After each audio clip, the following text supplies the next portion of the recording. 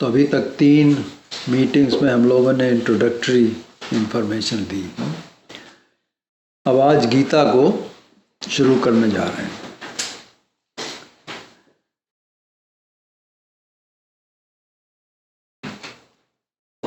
गीता शुरू करने से पहले हम सबको कुछ बातें समझना होंगी, 2-3 बातें।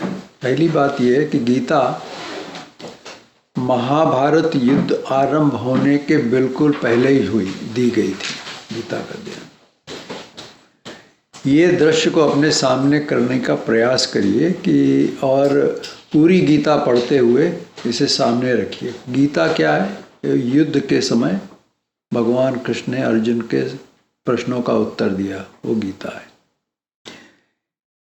अब ये बात समझना है कि ये युद्ध कभी समाप्त नहीं हुआ। महाभारत जो है ये कभी खत्म नहीं हुई, आज भी चल रहा युद्ध है, केवल इसका रूप बदल गया है। आज के कौरव जिहादी लोग हैं, दुनिया भर में उधम मचा रखा है, जिनका एकमात्र ध्येय है सबको अपने धर्म में बदलना और दूसरों की ज़मीन छीन लेना, कब्जा करना, उनके परिवारों को प्रताड़ित करना, टेरराइज करना। ये सब मूर्खता की बातें हैं। यही सब महाभारत आज भी चल रही है। महाभारत में कौरवों ने पांडवों को टेरराइज किया, द्रौपदी माता का वस्त्र हरण करने तक आ गए और पांडवों को दास बनाने तक उतर आए। उनके भाई कजिन उनको ही अपना दास बनाने को उतर आए।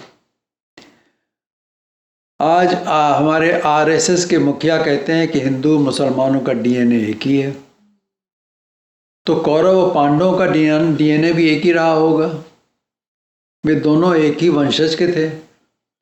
ये एक सोचने का विषय है कि लड़ाई झगड़ा अपनों में ही होता है।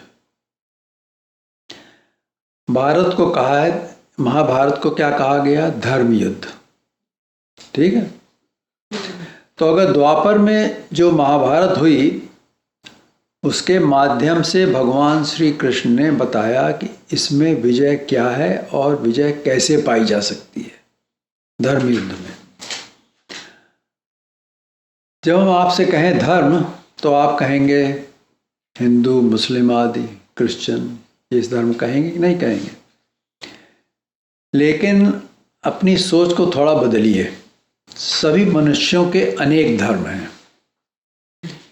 यहाँ हम रिलीजन को नहीं कह रहे हैं। यहाँ धर्म है पिता का धर्म, माता का धर्म, पुत्र का धर्म, पति का धर्म, पुत्री का धर्म, भाई बहन आदि का धर्म, और लीजिए राजा का धर्म, प्रजा का धर्म, ब्राह्मण, पुरोहित, इनके धर्म अलग अलग हैं, क्षत्रिय का धर्म, वैश्यों का धर्म, ऐसे बहुत से धर्म मनुष्यों के हैं और इन्हीं में युद्ध होता रहता है।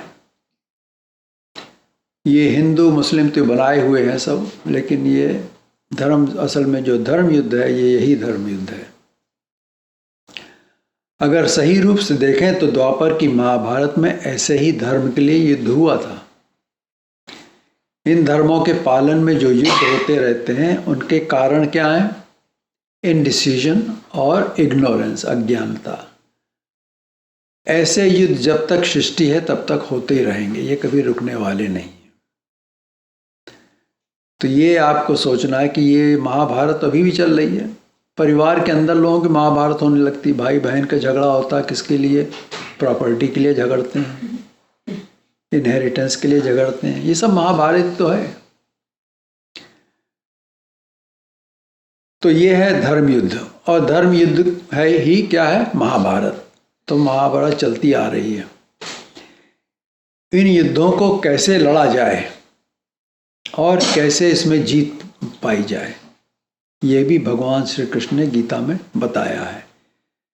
तभी संजय अंत में कहता है, यत्र योगेश्वरः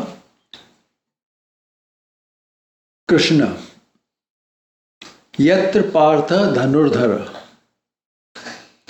जहाँ योगेश्वर भगवान श्री कृष्ण हैं और जहाँ गांडीव धनुषधारी अर्जुन है, तत्र श्री विजय भूति ध्रुवा नीति मति मम। वहीं पर श्री मतलब गुडनेस, विजय, विक्ट्री, विभूति, ग्लोरी और अचल नीति, अनफेलिंग राइचसनेस है। ऐसा संजय कहता है मेरा मत है। उसने पूरी महाभारत देखी, उसके बाद उसने ये निष्कर्ष निकाला कि जहाँ पर श्री कृष्ण है और धनुर्धारी अर्जुन, मतलब हमको अपना युद्ध अपने आप ही करना होगा और किसके सहारे? ईश्वर के सहारे, भगवान श्री कृष्ण के सहारे। उसका सहारा लेकर के अपने जीवन का युद्ध हमको स्वयं ही करना पड़ेगा। किसी दूसरे के ऊपर निर्भर करना मूर्खता है। कोई दूसरा कुछ नहीं कर सकता हमारे लिए। ये संजय ने कहा। तो संजय को भी विश्वास हो गया। इससे पता चला कि हम सभी को परमेश्वर का भक्त बनना होगा, क्योंकि भक्त जो ईश्वर का भक्त होता है उसकी रक्षा भगवान स्वयं करते हैं। जैसे भगवान कृष्ण ने पांडवों की रक्षा महाभारत के युद्ध में करी, उन्होंने खुद करी। किसी ने पूछा युद्ध के बाद कि उसने आपने सब युद्ध देखा तो वहाँ क्या हो रहा था? तो उसने कहा हम जहाँ देखते थे वहाँ श्री कृष्ण का सुदर्शन चलता रहता था। तो लड़ाई तो सब सुदर्शन कर रहा था, बाकी तो सब निमित्त बने हुए थे लड़ाई में। क्यों? क्योंकि ये भक्त थे, भगवान श्री कृष्ण के भक्त बन गए थे अर्जुन। भक्त बनना होगा तभी हमारा उद्धार होगा, बिना भक्ति के उद्धार नहीं होना है। ये है गीता का सार। अब हम महाभारत के एक दृश्य का वर्णन करेंगे, उसके बाद गीता के श्लोक लेंगे। महाभारत में पांडवों के साथ श्री कृष्ण थे, लेकिन कौरवों के साथ भीष्म, द्रोण, अश्वत्थामा, कर्ण, ये सब बड़े बड़े महान योद्धा थे, जिससे पांडव युद्ध में जीत नहीं पा रहे थे। और इसलिए श्री कृष्ण चिंतित हो गए थे, ये क्या करा जाए जिससे पांडव जीत जाएं। वे सोचने लगे कि द्रोणाचार्य को कैसे हटाया जाए। जब द्रोणाचार्य मुखिया बन गया तो मुसीबत आ गई सब इनके ऊपर। उसको हरा नहीं पा रहे थे पांडव, क्योंकि वो दोनों का गुरु था। वे सोचने लगे, श्री कृष्ण सोचने लगे कि द्रोणाचार्य को कैसे हटाया जाए। उन्होंने कूटनीति का सहारा लिया, लेकिन समस्या थी युधिष्ठिर की। वे हमेशा सत्य ही बोलते थे और कुछ नहीं बोलते थे। तो सब तो मान गए, लेकिन वो नहीं माने। तो जब भीम ने अश्वत्थामा हाथी का वध किया तो चारों ओर भीम ने खबर फैलाई कि अश्वत्थामा मर गया। ये सुनकर द्रोणाचार्य को बड़ा सदमा पहुंचा। वे जानते थे कि युधिष्ठिर सच कहेगा, इसलिए उन्होंने युधिष्ठिर से पूछा कि क्या ये सच है कि अश्वत्थामा मारा गया। इस पर युधिष्ठिर ने कहा, अश्वत्थामा हतो नरोवा कुंजरोवा। लेकिन जैसे ही ये कहा गया अश्वत्थामा हतो, भगवान श्री कृष्ण ने अपना शंख फूंक दिया, जिससे द्रोणाचार्य नरोवा कुंजरोवा ये नहीं सुन पाया। तो युधिष्ठिर ने झूठ नहीं बोला, लेकिन भगवान कृष्ण ने इंटरफेरेंस करके वो उसको सुनने नहीं दिया कि नरोवा कुंजरोवा। और शोकग्रस्त होकर वो अपने शस्त्र को उसने छोड़ दिया और धरती पर बैठ गया, और तब धृष्टद्युम्न ने उसको मारा। इस तरह से परमात्मा भक्त की रक्षा करते हैं। इस बात को आज हमें इंफॉर्मेशन टेक्नोलॉजी के रूप में ले जाना चाहिए। आज हम सभी को सेल फोन देखने की बीमारी लगी हुई है। बड़ी बीमारी है ये, महामारी हो गई है। तो आज हर क्षण इतनी इंफॉर्मेशन आ रही है कि ये सोचने का समय ही नहीं मिलता कि ये इन्फॉर्मेशन सही है या गलत है। समय ही नहीं, जहाँ तक देखा कुछ और इन्फॉर्मेशन आ गई और फिर तुरंत उन्होंने क्या किया, सबको व्हाट्सएप यूनिवर्सिटी में सबको भेज दिया, सबके पास पहुंच गई, अब सब उसमें लग गए। तो जब द्रोणाचार्य जैसे विद्वान मिस इन्फॉर्मेशन के शिकार हो सकते हैं, तो आप और हम क्या हैं? हमको ये सब मिस इन्फॉर्मेशन मिलती है। अगर कोई हमको कुछ बताता है तो 2 मिनट सोचो, उसमें उसका कुछ स्वार्थ होगा तभी बता रहा है वो, नहीं तो क्यों बताएगा।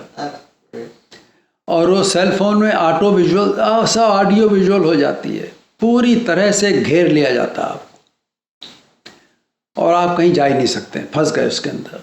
हर मिनट सेल फोन देखेंगे, फिर कहेंगे भाई अच्छी बात नहीं सेल फोन देखना, सुना हमने तो उसको रख दिया थोड़ी देर के लिए, फिर हुड़क लगी ये क्या है, कुछ नई इन्फॉर्मेशन तो नहीं आ गई है। आजकल युद्ध चल रहा है, इस चैनल देखिए युद्ध की बातें हो रही हैं, सब उसी में लगे हुए हैं। तो जैसे जैसे इन्फॉर्मेशन बढ़ती जाएगी, मनुष्य की विचार शक्ति कम होती जाएगी और आने वाली पीढ़ियों को मशीन के अधीन रहना पड़ेगा। हम क्या कर रहे हैं, अपने को मशीन के स्लेव बना रहे हैं। We are enslaving ourselves with machine। जो भगवान श्री कृष्ण की शरण में हैं वे बचे रहेंगे, अन्य सभी समय के साथ नीचे गिरते रहेंगे। ये इंफॉर्मेशन टेक्नोलॉजी वहीं ले जाएगी। अब आर्टिफिशियल इंटेलिजेंस आ रही है, कुछ करने की ज़रूरत नहीं, अपने आप सब होता रहेगा। कार चलाने की ज़रूरत, बैठ जाओ उसको कह दो चली जाएगी कार अपने आप। तो इससे क्या होगा, इससे ये होगा कि हम एक तरह से निष्क्रिय हो जाएंगे। जो कर्म करना हमको, वो हम कर्म नहीं कर पाएंगे, कोई दूसरा हमारे लिए करता रहेगा और हम उसके वश में हो जाते हैं। तो ये सोचने की बात है थोड़ी सी। जब तक हमको अपने ऊपर कंट्रोल नहीं है तो हम क्या करेंगे बताइए, है कि ना मुश्किल। चलिए इतना हो गया, अब चलिए भगवत गीता को लेते हैं।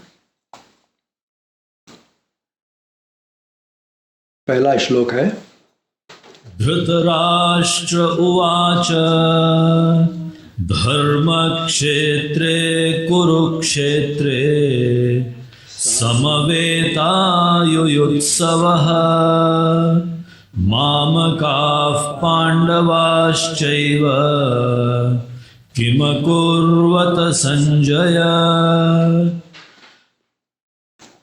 धृतराष्ट्र हस्तिनापुर में बैठे थे, संजय उनको बता रहा था सब। तो धृतराष्ट्र बोले, संजय से प्रश्न करता है धृतराष्ट्र कि हे संजय, धर्म क्षेत्रे कुरुक्षेत्रे, धर्म रूपी कुरुक्षेत्र में मेरे और पंडु के जो पुत्र हैं पांडव, युद्ध की इच्छा लेकर के वहां पहुंचे हैं, वे क्या कर रहे हैं? और उसको पता तो है कि ये युद्ध करने गए हैं, लेकिन अब वो पूछ रहा है कि क्या युद्ध शुरू हुआ कि नहीं हुआ, क्या कर रहे हैं ये? धर्म क्षेत्र कुरुक्षेत्र के 3 अर्थ हैं। अगर धर्म क्षेत्र और कुरुक्षेत्र न भी माना जाए तो भी सद और असत प्रवृत्ति, हमारे अंदर सत प्रवृत्ति होती है और असत प्रवृत्ति दोनों होती है। अच्छी ओर जाने की प्रवृत्ति और असत मतलब बुरी तरफ जाने, नीचे जाने की प्रवृत्ति। मनुष्य को फ्रीडम मिली, बिल्कुल छूट मिली हुई है, भगवान ने दी। तुम स्वतंत्र हो, जो चाहो, ऊपर जाना चाहो ऊपर ही जा सकते, नीचे जाना चाहो तो हमको कोई प्रॉब्लम नहीं। भगवान कहते हैं नीचे जाओ, अपने आप भुगतोगे जो भुगतना होगा। तो वो दोनों इन्होंने दे रखी हमको, दोनों प्रवृत्ति दे रखी, दोनों पॉसिबिलिटी हमको दे रखी हैं, चॉइसेस हैं। अब चूज हमको करना है। तो ये गुण जो है प्रत्येक व्यक्ति के अंदर हैं। ये प्रवृत्तियां हर मनुष्य के अंदर झगड़ा करते रहते हैं हमेशा, चाहे हम सोचे ना सोचे, अपने आप झगड़ा होता रहता है इनमें। प्रत्येक मनुष्य को ज्ञान रूपी सूर्य की आवश्यकता होती है, जिससे वो समझता है कि ये किस ओर जाए, कौन सा रास्ता हमारे लिए सही रास्ता है, कौन सा हमारे लिए गलत रास्ता है। उसके लिए सूर्य रूपी प्रकाश चाहिए, वो चीज़ जो हमको वो प्रकाशित करे, जो हमको वो दिखाए कि कौन सा रास्ता हमारे लिए सही रास्ता है। इसलिए ज्ञान को प्रकाश ही बोलते हैं। और परमेश्वर क्या है? प्रकाश है, क्योंकि वो सब प्रकाशित करता, सब दिखाता है क्या है, ज्ञान के थ्रू। अच्छे बुरे, कल्याणकारी और अकल्याणकारी रास्ते में से किसे चुनना है, वो हमको ज्ञान ही बताता है। ज्ञान के मतलब जानना, जो चीज़ जैसी है उसको वैसा जानना, वही ज्ञान है। तो वो हमको बताता है कि ये सही है, ये गलत है। तो ज्ञान एक प्रकाश है जो हमको मार्गदर्शन कराता है, और परमेश्वर ही ज्ञानमय है। ज्ञानमय के मतलब परमेश्वर ही ज्ञान है, वो ज्ञान ही परमेश्वर है। एक दो शब्द होते हैं, एक होता युक्त, एक होता मय। युक्त के मतलब होता है कि वो उसके संग लगा हुआ है किसी, लेकिन मय का मतलब होता है कि वो उसका ताना बाना, उसी का बना हुआ है वो। जब कहा ज्ञानमय, तो परमात्मा जो है वो ज्ञान है, पूर्ण ज्ञान है, प्योर, सब ज्ञान ही ज्ञान है वहाँ, इसलिए वो प्रकाश है। तो परमेश्वर ज्ञान में वो ही ज्ञान है, परमेश्वर ही ज्ञान है। इसलिए धर्म क्षेत्र और कुरुक्षेत्र हैं। कुरु का अर्थ है करना या कर्म। कुर कर्मेव तस्मात् त्वम, इसलिए तुम मतलब तुम कुरु कर्म करो। इस प्रकार हमारे मन के अंदर धर्म, कर्म, धर्म क्षेत्र, कुरुक्षेत्र, सद और असत प्रवृत्तियां, ये सब हैं। ये हमारे अंदर भी महाभारत चलती रहती है हमेशा, रुकती नहीं है। बाहर भी है, अंदर भी हमारे है, सब जगह महाभारत है। इसलिए महाभारत को समझना बहुत जरूरी है, अच्छी बात है समझना इसे। इसलिए ज्ञान की आवश्यकता है, जिससे हम सही मार्ग में चुनने में सफल हों। तभी तो हम प्रार्थना करते हैं, क्या करते हैं? तमसो मा ज्योतिर्गमय। तम मतलब अज्ञान, अंधकार, उससे मुझको कहाँ ले जाइए? ज्योतिर्गमय, ज्योति की तरफ ले जाइए, प्रकाश की तरफ ले जाइए। हे परमेश्वर, हमें अंधकार से प्रकाश में लाइए। तो अगर हम ये भी न माने कि महाभारत में पांडव कौरव हुए थे, कुछ लोग कहते हैं ये हुई नहीं कभी महाभारत, कुछ लोग कहते हैं रामायण भी नहीं हुई, सब मनगढ़ंत हैं। लेकिन अगर वो भी नहीं हो, तब भी गीता का सीधा अर्थ है कि सद और असत प्रवृत्ति के द्वंद्व का ज्ञान रूपी सूर्य से पता चलता है। ये गीता कहती है। ज्ञान बतलाता है कि हम कुरुक्षेत्र को धर्म क्षेत्र कैसे बनाएं। अब देखिए कुरुक्षेत्र क्या है? क्षेत्र मतलब एन एरिया, कुरु मतलब कर्म, जिसमें रह करके हम कर्म कर सकते हैं, वो कुरुक्षेत्र हो गया। तो हमारा शरीर क्या है? कुरुक्षेत्र हो गया। इसके अंदर, मनुष्य शरीर के अंदर ही कर्म होते हैं, और किसी भी योनि में कर्म नहीं होते हैं। तो ये कुरुक्षेत्र है। अब इस कुरुक्षेत्र को हम, चलिए एक स्टेप और आगे चलते हैं कि ये शरीर है कुरुक्षेत्र, इसके अंदर क्या हो रहा है? मन, बुद्धि, चित्त, अहंकार, सब चारों तरफ से इसके अंदर बार बार विचार आते रहते हैं। सद विचार, असद विचार, हम जो देखते हैं उससे रिएक्ट करते हैं, सब करते हैं। तो वो क्या हो गया? कर्म हो गया, कुरु हो गया। तो वो कुरुक्षेत्र है, उसको हम धर्म क्षेत्र कैसे बनाएं? ये हमारे सामने एक चुनौती है। ज्ञान कहता है कि रामादि वर्तिष्यम न रावणातिवर। कहता राम की तरह कर्म करो, रावण की तरह मत करो।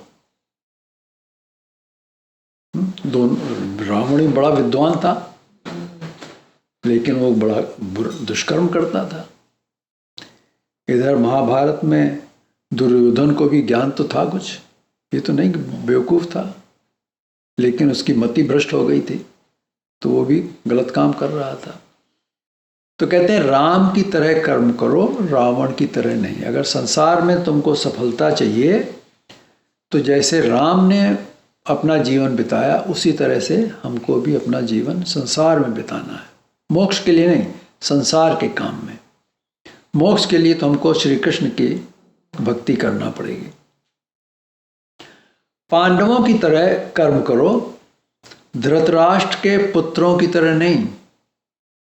तब देखो धृतराष्ट्र ब्लाइंड था, अंधा था, तो अंधकार है, तम हो गया कि नहीं हो गया? उससे क्या पैदा हुआ? जो पैदा हुआ उससे वो तमोगुण हो गया। उसको देखा देखी गांधारी ने भी आंखों पर पट्टी बांध ली, तो उसके जो संतान हुई वो भी क्या हो? ऐसी संतान हुई। तो इसलिए धर्म क्षेत्र कुरुक्षेत्र कहा गया है। अब ये सीधा अर्थ नहीं है। अगर हम सीधे अर्थ कहानी के रूप में ले लें तो वहाँ पांडव और कौरव दोनों युद्ध के लिए खड़े हुए थे। तो धृतराष्ट्र ने ये प्रश्न क्यों उठाया? उसको तो पता था कि वहाँ युद्ध होगा, तो इसने ये प्रश्न क्यों उठाया? वो इसलिए कि जब पांडव वनवास में थे, धृतराष्ट्र ने उनको 2 बार वनवास दिया।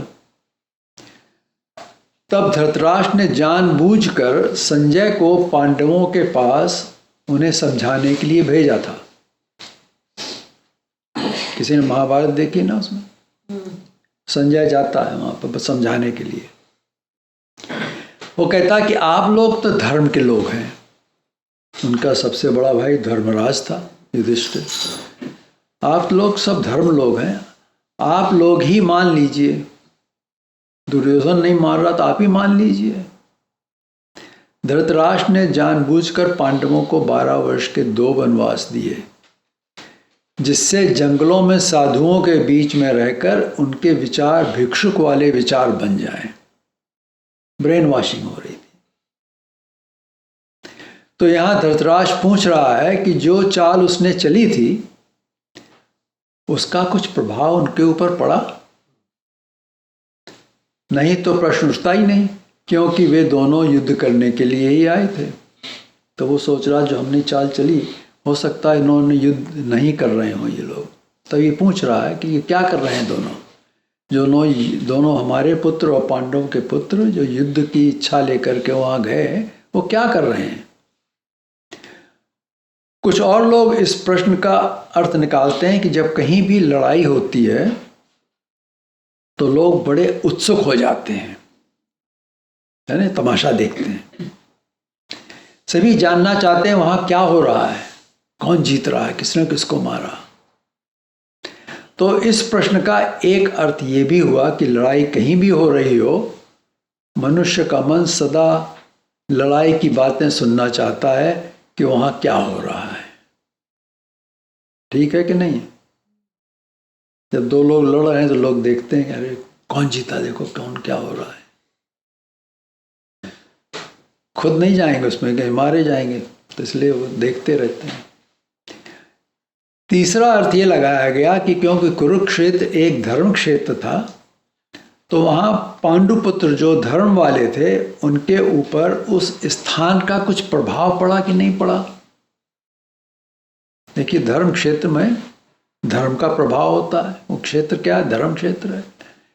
तो वहाँ जाइए अगर आप किसी धार्मिक स्थान पे, तो कुछ मन के अंदर चेंज आते हैं ना। तो पूछ रहे हैं, कहते हैं कि उस वहाँ पर उस स्थान का प्रभाव पांडवों के ऊपर पड़ा कि नहीं पड़ा? स्थान का बड़ा प्रभाव होता है। जैसे हम कहीं जाते हैं, वहाँ शांति मिलती है, और कहीं जाने से अशांति मिलती है ना। तो उस स्थान का प्रभाव है, उस स्थान पे क्या किया लोगों ने, इसलिए वहाँ का प्रभाव ऐसा होता है। अगर सत्कर्म हुए वहाँ पर, तो वहाँ का सात्विक प्रभाव मिलेगा। असत हुए तो तामसिक, राजसी तामसी मिलेगा प्रभाव। यहाँ महाभारत की एक कथा है। भगवान श्री कृष्ण को ये पता था कि धर्मराज युधिष्ठिर, उनको युद्ध में लगाना बड़ा कठिन होगा, तो वे उन्हें कई स्थानों पर ले गए जहां धर्मराज पर कोई उस स्थान का प्रभाव नहीं पड़ा। परंतु जब वे कुरुक्षेत्र में रथ को ले गए और वहां उतरे, तो धर्मराज युधिष्ठिर श्री कृष्ण के मुकुट को लेने के लिए उनके पीछे पीछे भागे। इससे श्री कृष्ण को पता लग गया कि ये स्थान युद्ध के लिए ठीक है, यहाँ धर्मराज जो है तैयार हो जाएंगे लड़ने के लिए। तो ये स्थान का प्रभाव हुआ। तो यहाँ धृतराष्ट्र ही पूछ रहा है कि उस धर्म क्षेत्र का कुछ प्रभाव पांडवों के ऊपर पड़ा या नहीं पड़ा। वहाँ युद्ध रखने का एक और भी कारण था, कि वो था कि राजा कुरु ने उस स्थान पर बड़े यज्ञ किए थे। उन यज्ञों से उसे वरदान मिला था कि उस स्थान पर अगर कोई तप करके शरीर छोड़ेगा, उसको स्वर्ग मिलेगा, और अगर वहाँ लड़ते हुए ही मरेगा तो भी वो स्वर्ग को जाएगा। तो इन दो बातों के कारण भी वहाँ युद्ध रखा गया था। अगर हार गए तब भी स्वर्ग गए, जीत गए तब तो जीत गए। इसलिए धृतराष्ट्र ने प्रश्न किया। तो संजय कहता है, संजय उवाच दृष्ट्वा तु पाण्डवानीकं व्यूढं दुर्योधनस्तदा आचार्यमुपसंगम्य राजा वचनमब्रवीत्। तो धृतराष्ट्र ने प्रश्न किया संजय, तो संजय कहता है कि दुर्योधन, यहाँ दुर्योधन को राजा कहा गया है, राजा दुर्योधन, क्योंकि युद्ध होने से पहले उसने अपने आप को ही राजा घोषित कर दिया था। सभी लोग दुर्योधन को खुश करने के लिए उसको राजा कहते थे। इसलिए यहाँ संजय कहता है कि आचार्य उपसंगम्य वचन अब्रवीत। आचार्य के पास जाकर उस राजा ने कुछ वचन कहे। अब देखिए, यहाँ सेनापति कौन था? भीष्म पितामह थे। पहले सेनापति भीष्म पितामह थे। लेकिन वो भीष्म के पास नहीं गया बात करने के लिए। वो कहाँ जाता है? द्रोणाचार्य के पास गया, क्योंकि वो भीष्म से डरता था और उसे भीष्म पर विश्वास नहीं था, क्योंकि वो दोनों पांडवों और कौरवों के पितामह थे। वो पांडवों से उनको थोड़ा सा लगाव भी था। आचार्य के पास उसके जाने का एक और भी कारण था। वो जानता था कि आचार्य का प्रिय शिष्य तो अर्जुन ही था। परंतु ये याद रखो कि संसार में पैसे का बड़ा प्रभाव होता है, और द्रोणाचार्य को दुर्योधन की ओर से वेतन मिलती थी, और भीष्म तो वो तो राजा था, वो अपने में ही राजा था, उससे कुछ दबाव डाल ही नहीं सकता था दुर्योधन।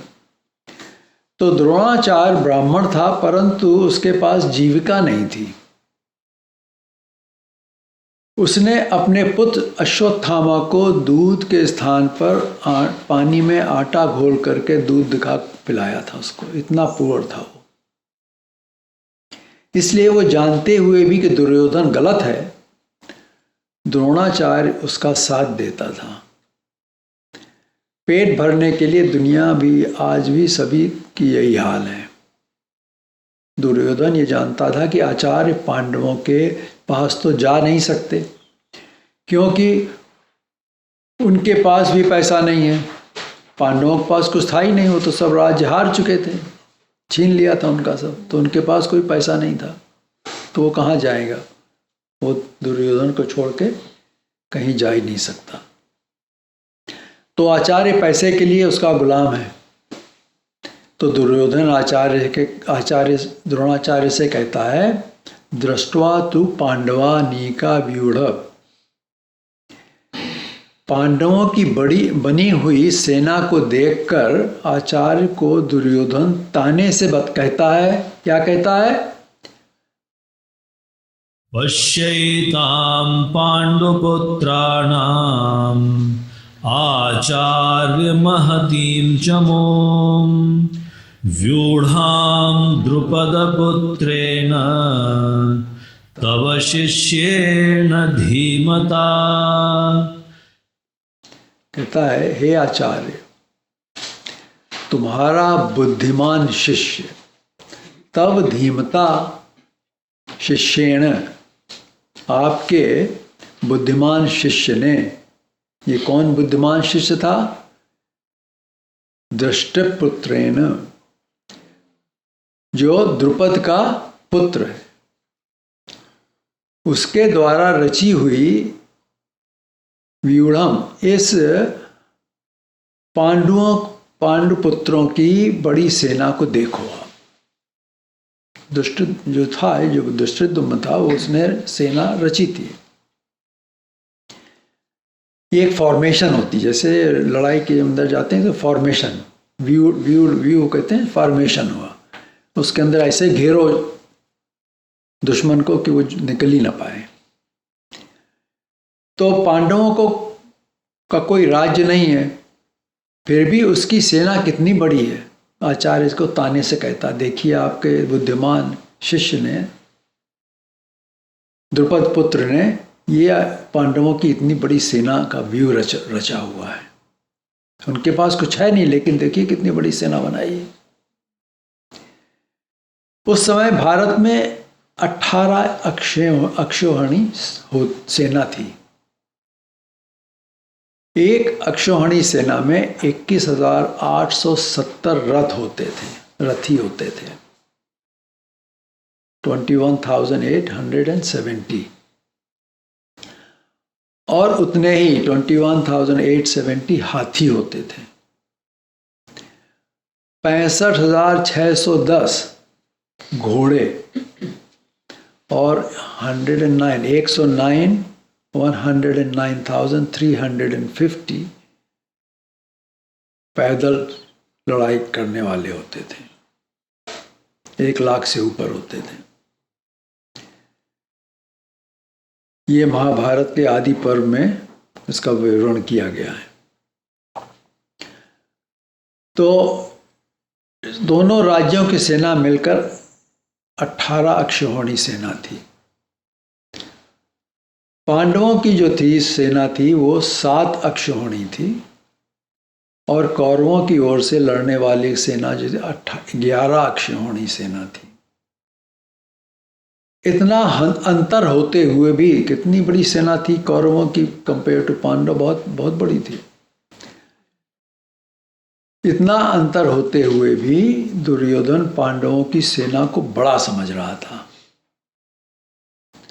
उसे 11 अक्षौहिणी सेना के होते हुए भी डर लग रहा था, इसलिए वो आचार्य को बात करने गया था। दुर्योधन के डर का कारण था कि भीष्म ने कौरवों की सेना को रचा था।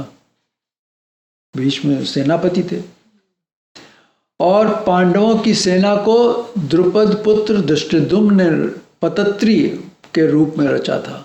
पतत्री मतलब पक्षी के रूप में रचा था। उनकी फॉर्मेशन पक्षी की तरह थी। जब द्रुपद द्रोणाचार्य से पराजित हुआ था तो उसने ऐसे पुत्र के लिए यज्ञ किया था जो उसके शत्रु को मारे। तो ये धृष्टद्युम्न जो था ये यज्ञ से पैदा हुआ था। किस लिए पैदा हुआ था? द्रुपद के शत्रु को मारने के लिए ही पैदा हुआ था। उसका जन्म इसीलिए हुआ था। अब यहाँ याद रखिए कि ये द्वापर युग की बातें हैं। उस समय के मनुष्य में विषय वासना आज के मनुष्य से बहुत ही कम होती थी। उसमें शक्ति होती थी। इस कारण क्योंकि उसके अंदर विषय वासना कम होती थी, शक्ति ज़्यादा होती थी, बल होता था, जिससे वो यज्ञ द्वारा देवताओं का आह्वान कर सकता था। कितनी शक्ति होती थी उस समय लोगों में। वो स्वर्ग जा सकता था। उस समय लोग स्वर्ग जाया करते थे। आज भी अगर मनुष्य अपनी विषय वासना को नियंत्रित करे तो वो 100 वर्षों तक जीवित रह सकता आराम से। द्वापर युग के मनुष्य की आयु 1000 वर्ष होती थी। इंद्रिय विषयों के सेवन से आयु कम हो जाती है। तो धृष्टद्युम्न उस यज्ञ से पैदा हुआ था। उसने शिक्षा भी किससे ली थी? द्रोणाचार्य से ली थी। और दुर्योधन कहता है कि उसने ऐसी सेना की रचना की है जैसे आपके बिना कोई तोड़ ही नहीं सकता है। लेकिन सेनापति कौन है? भीष्म है। और धृष्टद्युम्न का जन्म भी आपको मारने के लिए हुआ था। ये ताना दे रहा उनको। इन सभी बातों के डर से दुर्योधन आचार्य के पास उन्हें याद दिलाने के लिए जाता है कि भीष्म के पास नहीं जाता वो। अब दुर्योधन आचार्य को पांडवों के प्रमुख योद्धाओं का नाम बताता है। एक एक करके नाम बताता है। अत्र शूरा महेश्वासा भीमार्जुन समायुधे युयुधानो विराटश्च द्रुपदश्च महारथः। आगे और कहता है, धृष्टकेतुश्चेकितानः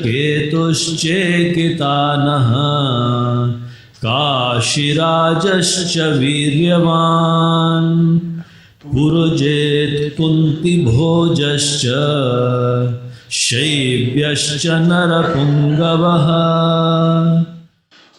और आगे कहता है फिर, युधामन्युश्च विक्रांत उत्तमौजाश्च वीर्यवान् सौभद्रो द्रौपदेयाश्च सर्व एव महारथाः। कहता है अत्र इस सेना में महेश्वासा बड़े बड़े धनुष वाले और युद्ध में भीम और अर्जुन के समान शूरवीर हैं। कौन है? सात्विकी है। अब वो नाम बताता है। दुर्योधन आचार्य द्रोण से पांडवों की सेना को देखने के लिए कहकर उस सेना के प्रमुख योद्धाओं के नाम बतला रहा है। दुर्योधन कहता है कि पांडवों की सेना में बड़े धनुर्धारी और युद्ध में भीम और अर्जुन समान शूरवीर हैं। भीम भी बड़ा धुरंधर युद्ध करता था। वे युद्ध करने के प्रति तैयार हैं। इनमें हैं सात्विकी और विराट, जो वृद्ध हो चुका था परंतु लड़ने के लिए तत्पर था वो, और महारथी द्रुपद, जिसने परशुराम से तुम्हारे साथ शिक्षा प्राप्त करी। धृष्टकेतु और चेकितान, चेकितान कहते हैं विद्वान को, क्योंकि वो चिकित्सक की तरह छानबीन करके निर्णय लेता है। चेकितान मतलब वो जो था राजा, जैसे कि सर्जन होता है ना, उस तरह से वो छानबीन करके देखता क्या सही करना है, कैसे करना है, इस तरह से वो निर्णय लेता है। वीर काशीराज पुरुजित राजा कुंती भोज और मनुष्यों में श्रेष्ठ शिव राजा का पुत्र शैव्य भी है। और कौन है? कहता और विक्रांत युधामन्यु, भयंकर युधामन्यु भी है, उस नाम का योद्धा जिसे युद्ध करने का मंत्र अर्थात उसको युद्ध करने का घमंड है। बलशाली उत्तमौजा भी है, सुभद्रा पुत्र अभिमन्यु भी उसमें है, और द्रौपदी के 5 पुत्र भी हैं जिन्होंने पांडु पुत्रों के स्थान पर मारे जाने के लिए ही जन्म लिया था। द्रौपदी के 5 पुत्र हुए थे, और आपने महाभारत में देखा ही होगा, जब वो अश्वत्थामा मारने गया तो इनको मार दिया समझ के, क्या समझा ये पांडव हैं, तो उनका जन्म इसीलिए हुआ था। अभिमन्यु का जन्म भी इसीलिए हुआ था। इस प्रकार पांडवों की सेना में योद्धाओं को बतलाने के बाद दुर्योधन अपनी ओर के योद्धाओं के नाम आचार्य को बतलाता है। क्या कहता है? अस्माकं तु विशिष्टाये तान् निबोध द्विजोत्तमा नायका मम सैन्यस्य संज्ञार्थं तान् ब्रवीमि ते। दुर्योधन आचार्य द्रोण को बतलाता है कि हे आचार्य, हमारे पक्ष में जो प्रधान हैं उनको भी आप जान लीजिए। इसमें जो सेनापति हैं उनको मैं कहता हूँ। क्या कहता है? दुर्योधन कौरवों के पक्ष के सेनापतियों का नाम बतलाता है अगले श्लोक में। भवान् भीष्मश्च कर्णश्च कृपश्च समितिञ्जयः अश्वत्थामा विकर्णश्च सौमदत्तेस्तथैव च। कहता है दुर्योधन, इसमें आप हैं, पहली बात तो आप हैं, और पितामह भीष्म भी हैं, कर्ण है। अब देखिए, उसने पितामह भीष्म को पहले नहीं कहा, पहले उसने किसको कहा? द्रोणाचार्य को कहा। सेनापति एक आप भी हैं, भीष्म भी हैं, कर्ण भी हैं, और युद्ध जीतने वाले गुरु कृपाचार्य भी हैं, और उसी तरह से अश्वत्थामा भी है उसमें, विकर्ण और सोमदत्त का पुत्र भूरिश्रवा। इस समय सेनापति तो थे पितामह, परंतु भीष्म दुर्योधन जो था उन्हें दूसरे स्थान पर कहता है। पहले स्थान पर क्या कहा? किसको कहा? आचार्य द्रोण को कहा, नंबर 1, फिर भीष्म को कहा। अब दुर्योधन दूसरे और वीर योद्धाओं के नाम लेता। पहले तो इसने सब अपने सेनापतियों को बताया, अब और कौन कौन उसमें है? अन्ये च बहवः शूरा मदर्थे त्यक्तजीविताः नानाशस्त्रप्रहरणाः सर्वे युद्धविशारदाः। और भी बहुत से शूरवीर मेरे लिए अपना जीवन देने के लिए तैयार हैं। यहाँ दुर्योधन और वीर योद्धाओं के नाम लेता है, वो ये बताने के लिए अगर मैं गलत मार्ग पर हूँ, अगर आप समझते हैं कि मैं गलत मार्ग पर हूँ जिस युद्ध में, तो ये सब मेरे लिए युद्ध में प्राण देने के लिए क्यों तैयार हैं? वो कहता है कि अनेक शस्त्र अस्त्रों से युक्त और युद्ध काल में निपुण ये बहुत से शूरवीर मेरे लिए अपना जीवन देने के लिए तैयार हैं। They are ready to give their life for me. तो हम गलत रास्ते पर नहीं होंगे, तभी तो ये लोग हमारे साथ लगे हुए हैं। यहाँ दुर्योधन कहता है, इशारा करता है कि इन सभी को के ऊपर उसका कितना उपकार है। सब क्यों आए? दुर्योधन का उसके उन सबके ऊपर उपकार है। अश्वत्थामा डरता था कि बाहर से उसे रोटी मिलेगी भी या नहीं मिलेगी। यही हाल कर्ण और सोमदत्त पुत्र भूरिश्रवा का था। कर्ण तो बिल्कुल ही उसका भक्त हो गया था दुर्योधन का, उसको अंगराज अंग देश दे दिया था उसने। ये सभी राज्य पर आश्रित थे, और जब कोई पैसे पर आश्रित हो जाता है तो वो अपना धर्म खो देता है।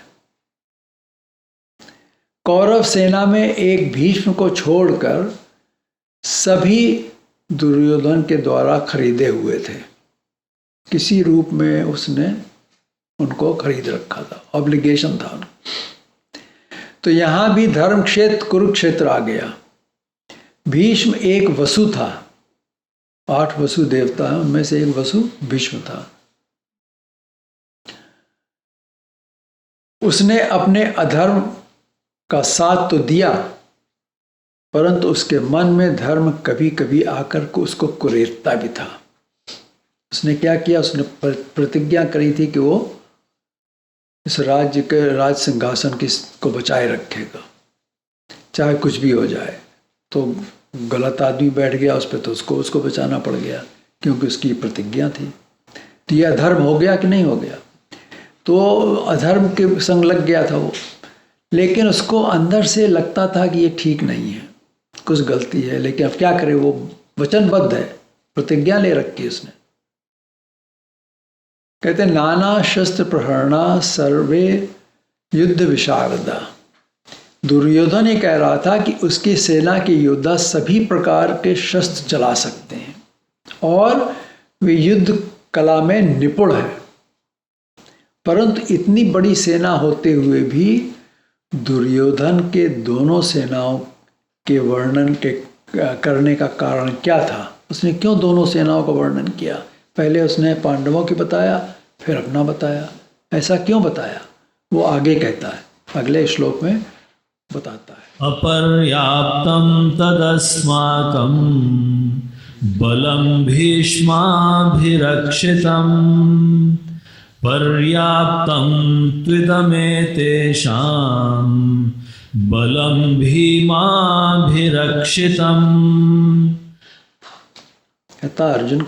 दुर्योधन कहता है, यद्यपि दुर्योधन की सेना 11 क्षौहिणी की सेना थी, वो कहता है कि हमारी सेना, जिसका सेनापति भीष्म है, वो पांडवों की सेना को देखते हुए, कंपेयर करते हुए, जो केवल 7 अक्षौहिणी की सेना है, अपर्याप्त है। अपर्याप्त का क्या मतलब? इनसफिशिएंट है। हमारी इतनी बड़ी सेना है लेकिन इनसफिशिएंट है, वो कहता है। अर्थात पूर्ण नहीं है, पूरी नहीं है सेना, ये इसमें कुछ कमियां हैं। किंतु पांडवों की सेना, जिसका रक्षक भीम है, वो पर्याप्त है, वो सफिशिएंट है लड़ने के लिए, उसमें एबिलिटी है। ऐसा कहने का क्या अर्थ है? बचपन से भीम दुर्योधन को मारा करता था। छोटे बच्चे थे तो भीम उसको मारा करता था, और युद्ध में भीम ने दुर्योधन की जंघा तोड़ने की घोषणा कर दी थी। उसने कहा था तो उसको हम मारेंगे। इससे दुर्योधन के मन में एक डर बैठ गया था भीम के कारण। उसे यह भी डर था कि भीष्म का मन दोनों ओर हो सकता है, वो इधर भी हो सकते हैं, उधर भी हो सकते हैं। तो उसकी सेना पांडवों की सेना से बड़ी क्यों ना हो, लेकिन वो पर्याप्त नहीं है, उसमें कमियां हैं, शॉर्ट कमिंग्स हैं उसके अंदर। और क्योंकि भीम का मन दुर्योधन को मारने पर केंद्रित था, भीम ने तो बस एक ही बात सोच रखी थी कि हम दुर्योधन की जंघा तोड़ने वाले हैं। और जब किसी ने उठान ली बात, तब तो वो पिन पॉइंट होकर उस पर लड़ेगा वो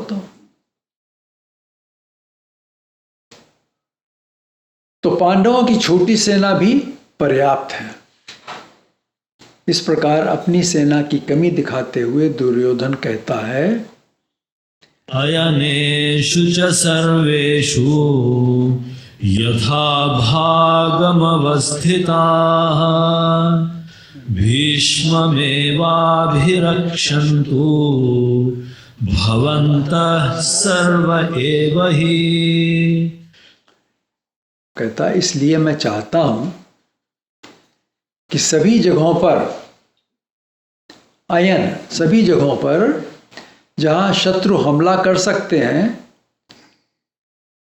उस युद्ध भूमि में मैं अपने अपने स्थानों पर खड़े होकर आप सब लोग भीष्म की रक्षा करें।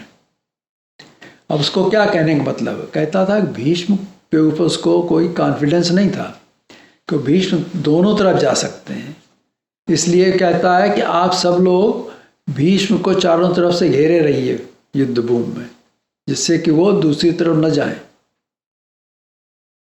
समझ रहे हैं आप? भीष्म की रक्षा करो, कहता रक्षा करो इनकी, कहीं जा नहीं सकते, यहीं पर रहें।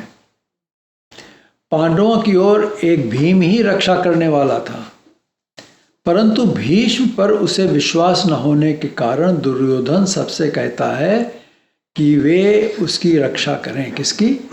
भीष्म पितामह की। क्योंकि कहीं वो दूसरी ओर मिल गया तो वो युद्ध हार जाएगा। अगर भीष्म पितामह सेनापति ही मिल गया दूसरी तरफ तो युद्ध हार गए, तो राजा तो हार गया फिर तो। ये दुर्योधन के मन के अंदर एक डर बैठा हुआ था। डर उसके मन में होता है जिसके अंदर विश्वास और श्रद्धा नहीं होती है। समझ गए आप? वही डरता है जिसके अंदर विश्वास नहीं है, श्रद्धा नहीं है। श्रद्धा से मनुष्य सुरक्षित है। अगर श्रद्धा है तो मनुष्य सुरक्षित, अपने को सुरक्षित रख सकता है, और अश्रद्धा के कारण वो असुरक्षित होता है। उसको डर बैठा रहता है कहीं कुछ हो न जाए। अगर कुछ गलत काम किए ही नहीं तो डर क्या। यहां दुर्योधन राज्य के लिए लोभी है, वो देना नहीं चाहता है। एक 5 गांव क्या, एक सुई की नोक के बराबर भी भूमि नहीं देना चाहता था वो। तो उसको किसी के ऊपर विश्वास नहीं होता है। जो असुरक्षित है इस तरह से, उसको किसी के ऊपर विश्वास नहीं होता। पांडवों को भीम पर पूरा विश्वास था, क्योंकि वो अपने हक के लिए लड़ रहा था। क्यों लड़ रहा था? क्यों? उनका राज्य है, उसको राज्य चाहिए, उनको तो अपना हक चाहिए। दुर्योधन जबरदस्ती राज लेने के लिए लड़ रहा था, जैसा आजकल हो नहीं रहा युद्ध में। जबरदस्ती लोग कर रहे हैं किसी का, उसको अटैक कर दिया, मार दिया, ये कर दिया। लेकिन जो है अपने लिए लड़ रहा है वो पूरी ताकत से लड़ेगा। दुर्योधन जबरदस्ती राज्य लेने के लिए लड़ रहा था, इसलिए उसे विश्वास नहीं था और उसे डर भी था। यहाँ एक और बात है, जिसके पास धन और राज्य है वो उसे बचाने के लिए लड़ता है, परंतु जिसके पास कुछ है ही नहीं उसे डर किसका? वो तो डरने वाला ही नहीं। इस कारण उसमें दुगना बल हो जाता है। जैसे कि पांडवों के पास कुछ था ही नहीं, तो वो तो लड़ने के लिए बिल्कुल तैयार हैं टू दी एंड। कुछ भी हो जाए, मारेंगे हम, जीतेंगे हम। इस कारण जो उसमें बल जो है बढ़ जाता है। उसने नथिंग टू लूज। जिसके पास कुछ है उसको डर होता है कि हम लूज ना कर जाए, कोई ले ना जाए। इसलिए पांडवों में अधिक बल था। यही हिंदू धर्म का हुआ भारत में। हिंदुओं ने सोचा कि कोई क्या ले जाएगा। जो बाहर से आए वे कुछ लेने के लिए आए, और जोर से हमला किया और बहुत से हिंदुओं को ले गए। क्योंकि हिंदू धर्म संगठित नहीं था, ऑर्गेनाइज धर्म नहीं है। ये अलग अलग हिस्सों में रहता है। इसलिए हिंदू मुसलमान बन गए, ईसाई बन गए, बौद्ध बने, जैन बने और सिख बने, सब हिंदुओं ही से बने। ये सब इन धर्मों में कोई नहीं थे जो उन्होंने हिंदू को ले लिया। उनके पास लोगों की कमी थी। जो मुसलमान आए थे अरब से, उधर से, वो तो थोड़े से थे, हैंडफुल थे लोग, लेकिन उन्होंने वहाँ के लोकल लोगों को मुसलमान बना लिया। आज हिंदू धर्म में कठिनाई है क्योंकि हिंदू एक है, फिर भी उनमें एकता नहीं है। अब यहाँ देखो, पांडवों में एकता थी, उनके अंदर डर नहीं था, वो इकट्ठे होकर लड़ रहे थे, तो वो जीते। इसी प्रकार कौरवों जो 100 भाई थे, कौरवों के क्या थे, 100 भाई थे, वो उन्हें 5 पांडवों ने हरा दिया।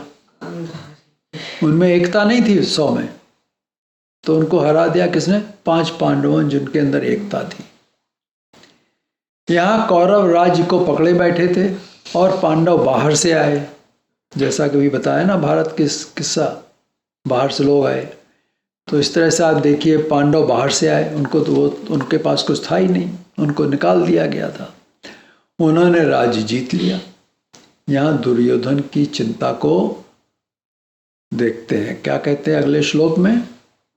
तस्य संजनयन् हर्षं कुरु वृद्धः पितामहः सिंहनादं विनद्योच्चैः शंखं दध्मौ प्रतापवान्।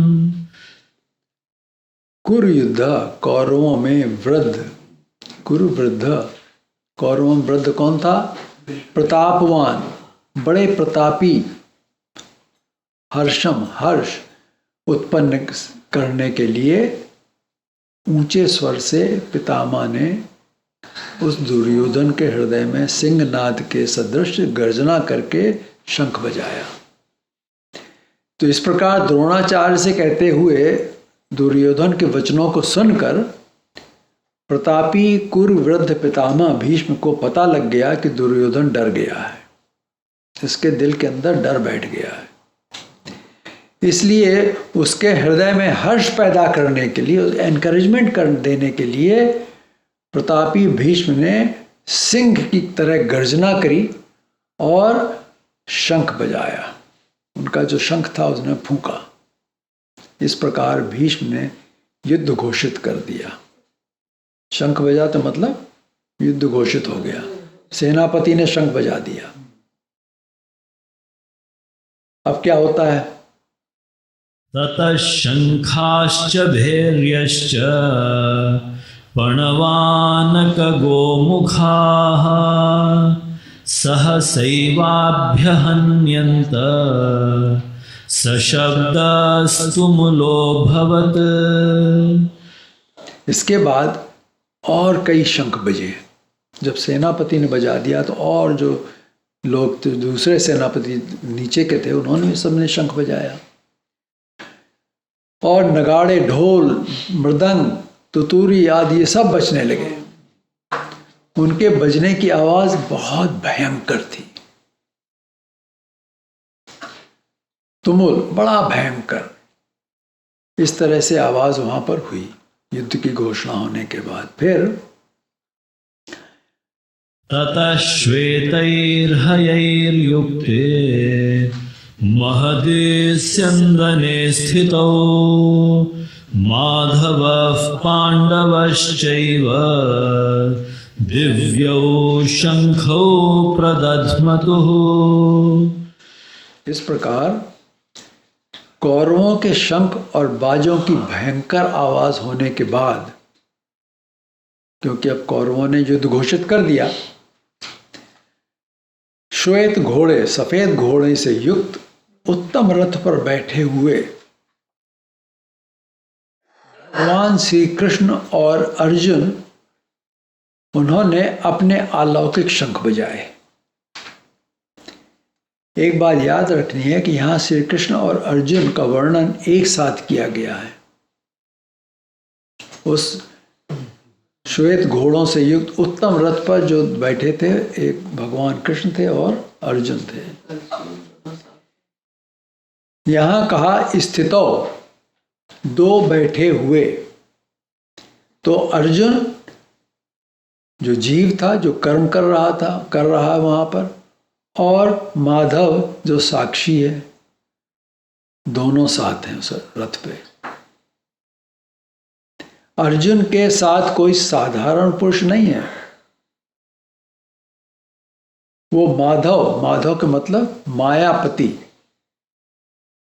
धव जानते हैं, धव का मतलब क्या होता है?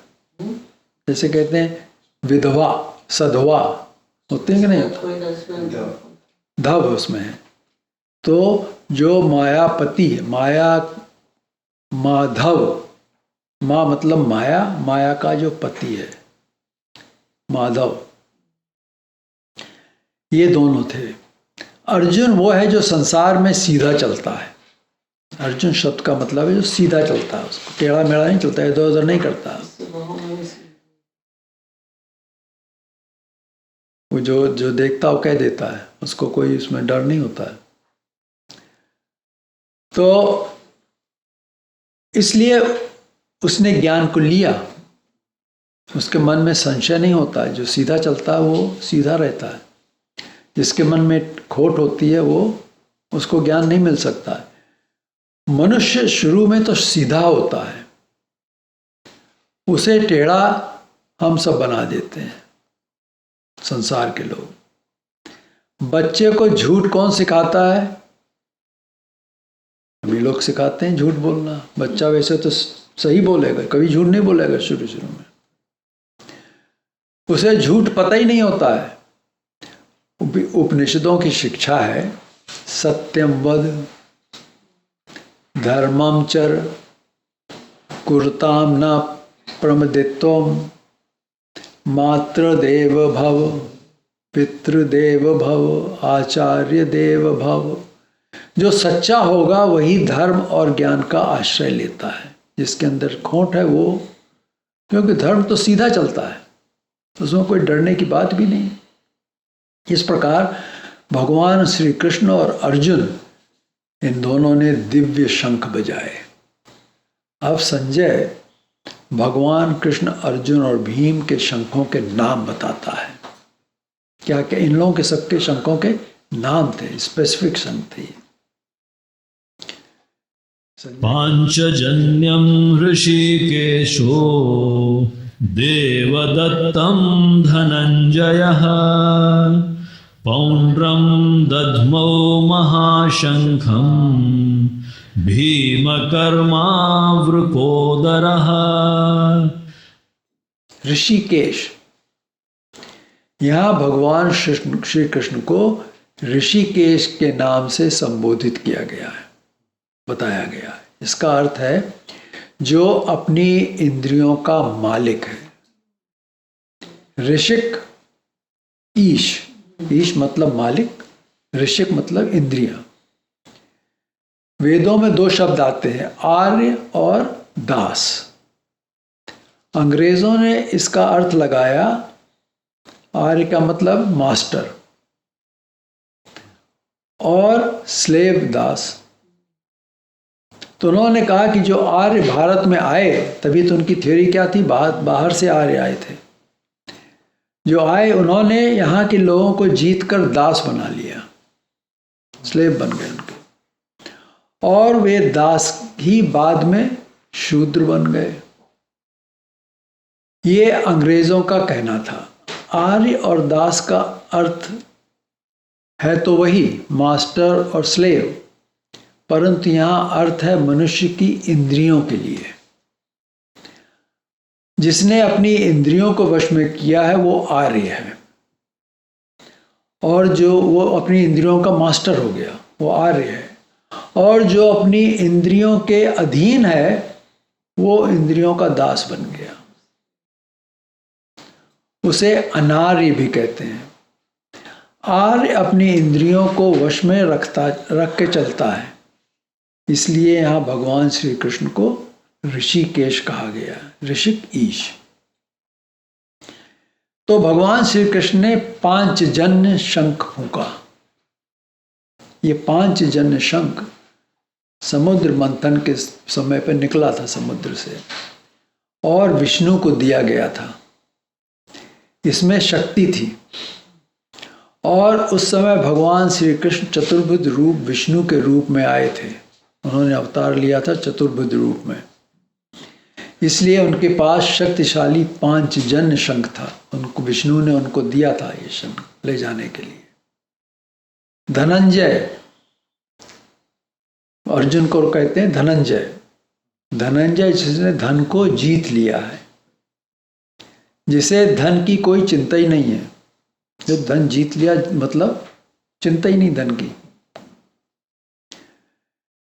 ऐसे उस अर्जुन ने देवदत्त नाम का शंख बजाया, फूंका, और जिसके कर्म भयंकर हैं और जो सदा अपने पेट भरने के लिए तैयार रहता है, उस भीम ने पौंड्रम नाम का शंख, पौंड मतलब जिसकी आकृति त्रिपुंड की जैसी है, उसको बजाया। इनके सबके अलग अलग शंख थे। और दूसरे पांडव कौन से शंख बजाए, उन्होंने बजाए शंख, वो आगे बताता है। अनंत विजयम राजा कुंती पुत्रो युधिष्ठिरः नकुलः सहदेवश्च सुघोषमणिपुष्पकौ। कुंती पुत्र युधिष्ठिर जो राजा थे, उन्होंने अनंत विजय, जो सदा विजय वाला है, वो शंख फूंका तथा सुबोध और मणियुक्त नामक शंख नकुल और सहदेव ने फूंके। संजय अब ये बताता है कि पांडव सेना के दूसरे महारथियों ने भी अपने अपने शंख बजाए। कहता है काश्यश्च परमेश्वासः शिखण्डी च महारथः धृष्टद्युम्नो विराटश्च सात्यकिश्चापराजितः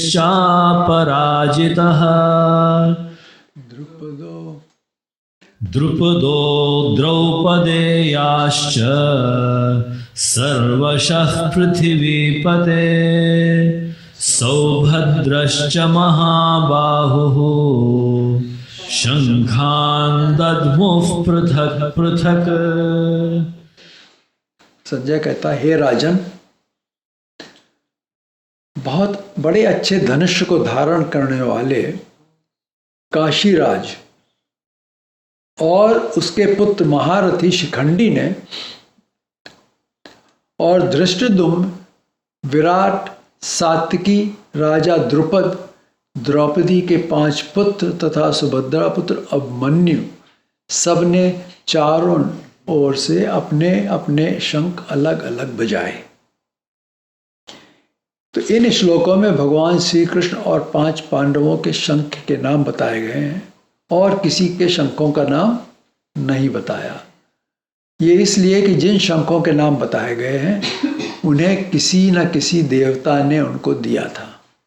ये देवता के दिए हुए शंख थे जो पांडवों के पास थे। अब आगे संजय कहता है, सघोषो धार्तराष्ट्राणां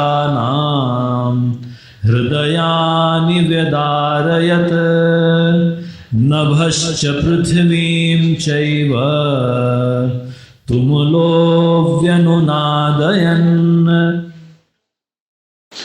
और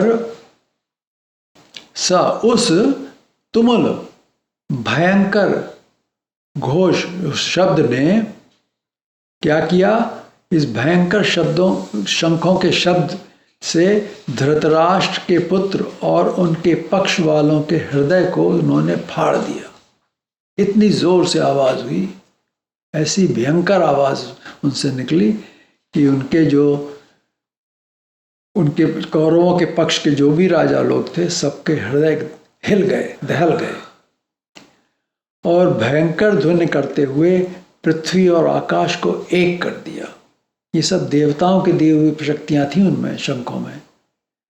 अब जो कभी कभी कुछ लोग शंख नहीं फूंक सकते हैं, उनके अंदर इतनी ताकत नहीं शंख को फूंक सकें, बहुत मुश्किल होता है। लेकिन ये शंख जो देवताओं को, उनके लिए देवता की शक्ति चाहिए तभी तो फूंक पाओगे उसको। तो इन लोगों के पास इतनी शक्तियां थी।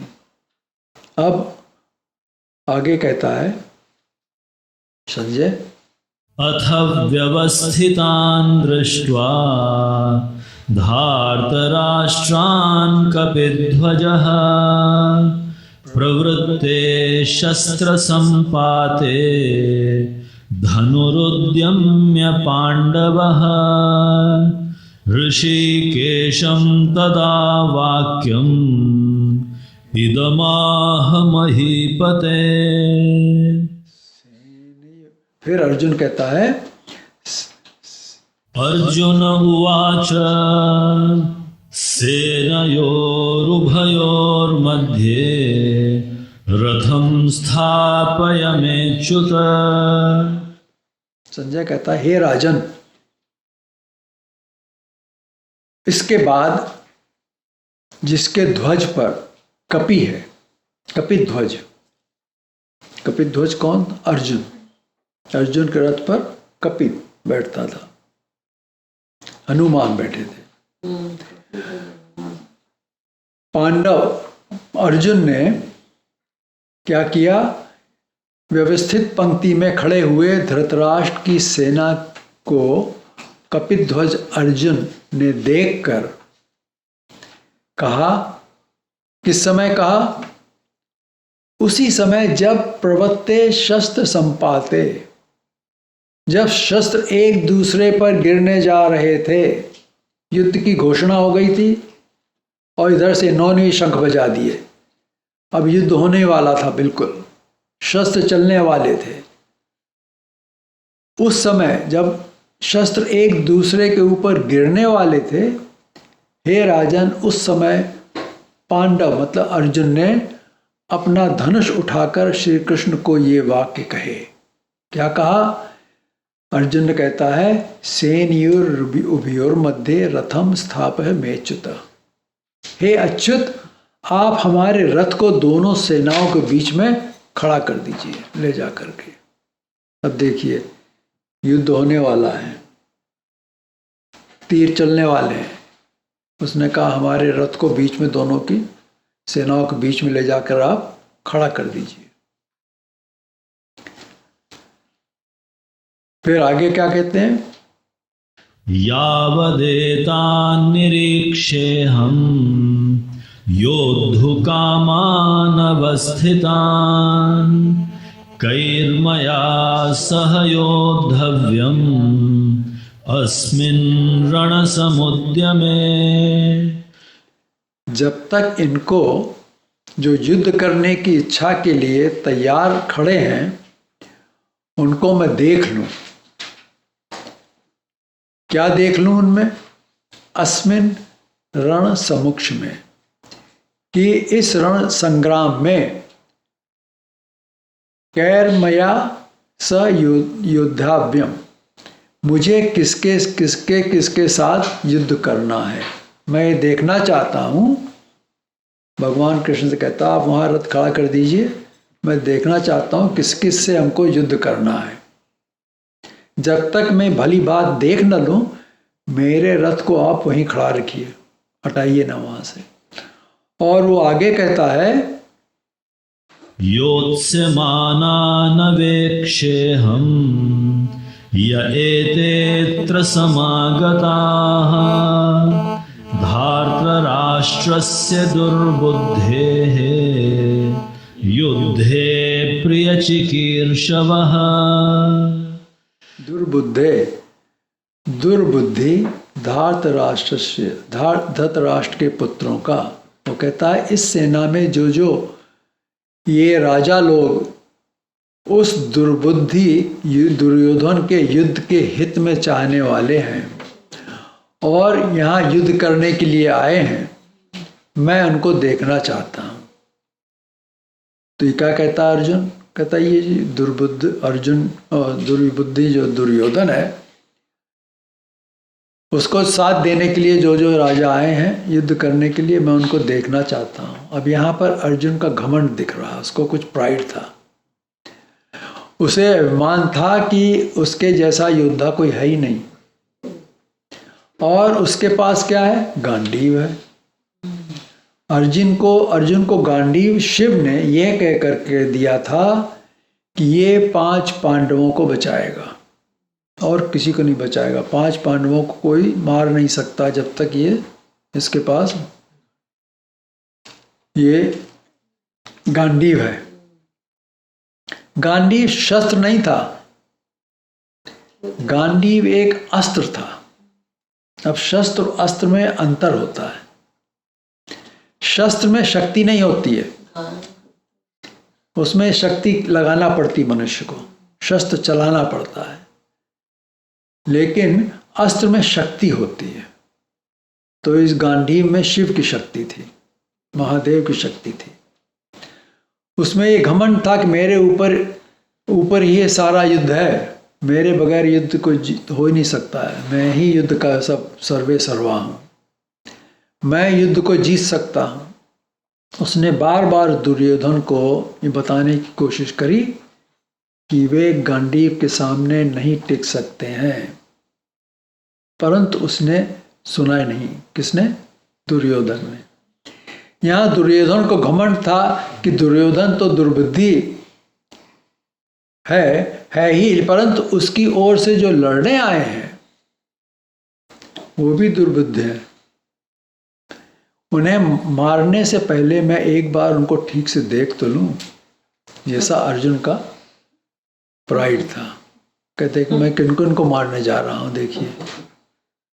तो अब संजय कहता है, संजय उवाच एवमुक्तो हृषीकेशो गुडाकेशेन भारत सेनयोरुभयोर्मध्ये स्थापयित्वा रथोत्तमम्। और आगे कहता है, भीष्मद्रोणप्रमुखतः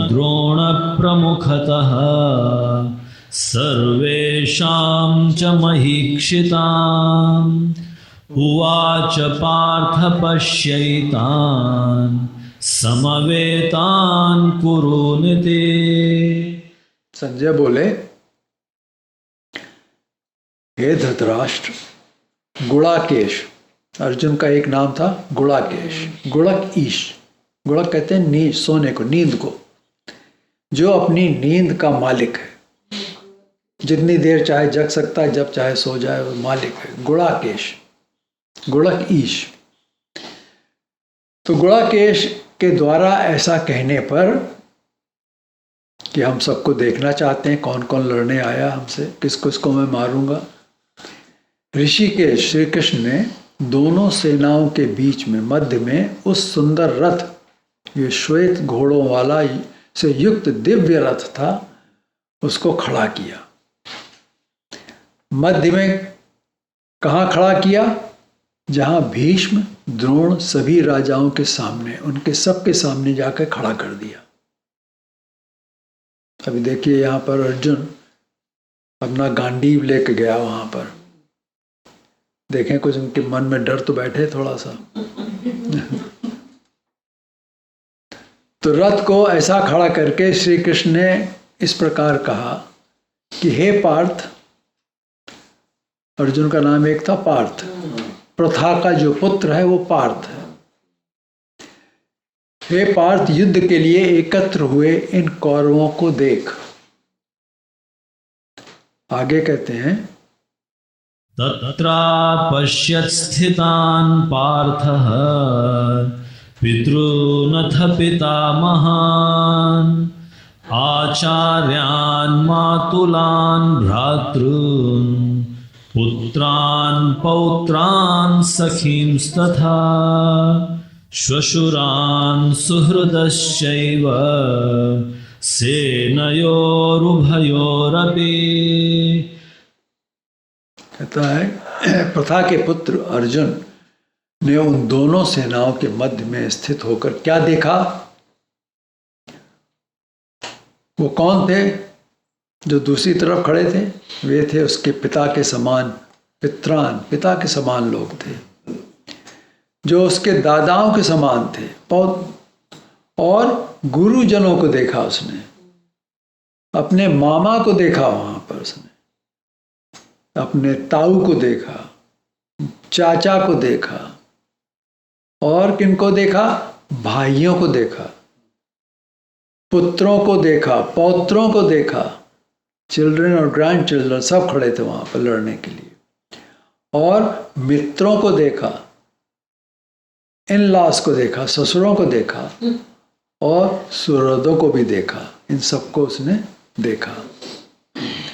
फिर आगे क्या कहते हैं कि तान् समीक्ष स कौन्तेयः सर्वान् बन्धून् अवस्थितान् कृपया परयाविष्टो विषीदन्निदमब्रवीत्।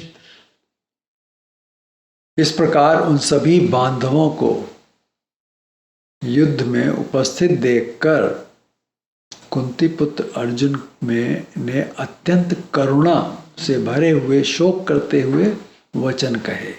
उसको लगा ये सब हमारे रिश्ते नातेदार खड़े हैं, हम सबको मार देंगे। यहाँ पर हमारे ये चाचा दादा सब खड़े हुए हैं, ग्रैंड चिल्ड्रन, और सब मारे जाएंगे। तो क्या कहता है, उसके अंदर एक करुणा भर गई है और शोक ग्रस्त हो गया वो।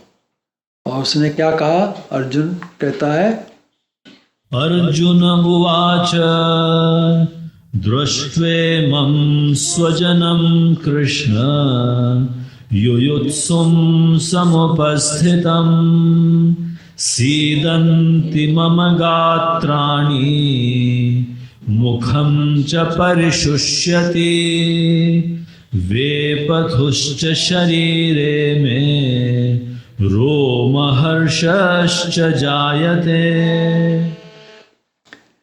हे कृष्ण, अर्जुन कहता है, युद्ध के लिए पूरी तरह से डटे हुए, युद्ध के अभिलाषी, जो युद्ध करना चाहते हैं, आशा वाले स्वजनों को, अपने लोगों को देखकर हमारे अंग शिथिल हो रहे हैं। उसके हाथ पैर शिथिल हो गए, मुख सूखा जा रहा है, और मेरे अंदर इतना शोक भर गया है कि मैं भीतर से कांप रहा हूं और मेरे रोंगटे खड़े हो रहे हैं। और क्या हो रहा है? वो आगे कहता है, गांडीवं संसते हस्तात् त्वच्चैव परिदह्यते न च शक्नोम्यवस्थातुं भ्रमतीव च मे मनः। और अर्जुन कहता है कि जिस गांडीव पर मुझे इतना गर्व था, वो मेरे हाथ से गिरता जा रहा है। हम उसको पकड़ नहीं सकते, छूटा जा रहा, गिरा जा रहा है। उसके अंदर इतना शोक भर गया।